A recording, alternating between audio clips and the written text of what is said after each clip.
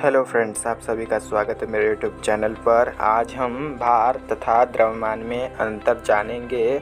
आमतौर पर भार तथा द्रव्यमान को एक ही जैसा माना जाता है तथा दोनों के लिए भार शब्द का प्रयोग किया जाता है।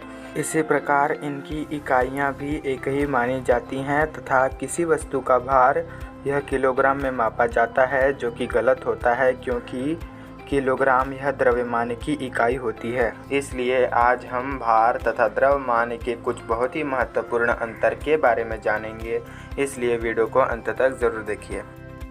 भार तथा द्रव्यमान में पहला अंतर यह है कि किसी पिंड को पृथ्वी जिस गुरुत्वीय बल से अपने केंद्र की ओर आकर्षित करती है उसे पिंड का भार कहते हैं। इसके विपरीत किसी पिंड में समाविष्ट द्रव्य के संपूर्ण परिमाण को उस पिंड का द्रव्यमान कहते हैं। भार तथा द्रव्यमान में अगला अंतर यह है कि भार सदिश राशि है, अर्थात भार इस राशि में परिमाण तथा दिशा दोनों होते हैं। इसके विपरीत द्रव्यमान यह अदिश राशि है, अर्थात द्रव्यमान इस राशि में केवल परिमाण होता है, दिशा नहीं होती है।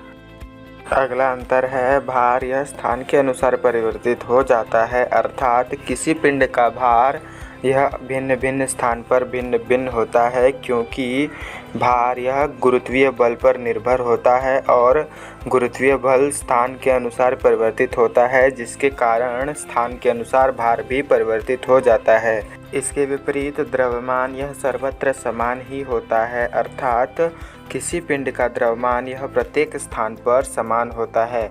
यदि किसी पिंड का द्रव्यमान चंद्रमा पर 20 किलो है तो उसका द्रव्यमान पृथ्वी पर भी उतना ही होगा क्योंकि द्रव्यमान गुरुत्वीय बल पर निर्भर नहीं करता है। अगला अंतर यह है कि पृथ्वी के केंद्र पर भार शून्य होता है, अर्थात किसी पिंड का भार यदि पृथ्वी के केंद्र पर मापा जाए तो उसका भार शून्य होगा क्योंकि स्थान के अनुसार भार परिवर्तित होता है और पृथ्वी के केंद्र पर भार शून्य होता है। इसके विपरीत द्रव्यमान कभी भी शून्य नहीं होता है, अर्थात किसी पिंड का द्रव्यमान पृथ्वी के किसी भी स्थान से लेने पर वह शून्य नहीं होता है। अगला अंतर है भार की एसआई इकाई न्यूटन होती है तथा द्रव्यमान की एसआई इकाई किलोग्राम होती है। भार तथा द्रव्यमान में अंतिम अंतर यह है कि किसी वस्तु का भार उसके द्रव्यमान और उस पर लगने वाले गुरुत्वाकर्षण बल के गुणनफल के बराबर होता है, अर्थात किसी वस्तु का भार यह उसके द्रव्यमान तथा उस पर लगने वाले गुरुत्वाकर्षण बल के गुणनफल द्वारा प्राप्त होता है। इसके विपरीत किसी वस्तु का द्रव्यमान उसके आयतन और उसके घनत्व के गुणनफल के बराबर होता है, अर्थात वस्तु का द्रव्यमान उस वस्तु के आयतन तथा उस वस्तु के घनत्व का गुणा करने पर प्राप्त होगा।